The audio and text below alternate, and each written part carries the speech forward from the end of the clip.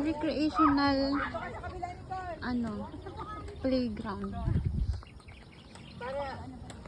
Para magustuhan niya. Baka magustuhan niya dito sa loob.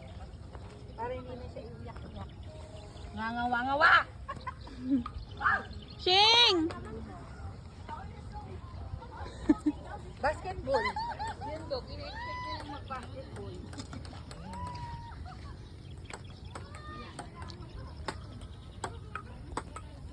Ganyan talaga to? Parang pa ganon? Hindi na maayos. Pangit eh. Ano yun? Dapat tumalbong gaga.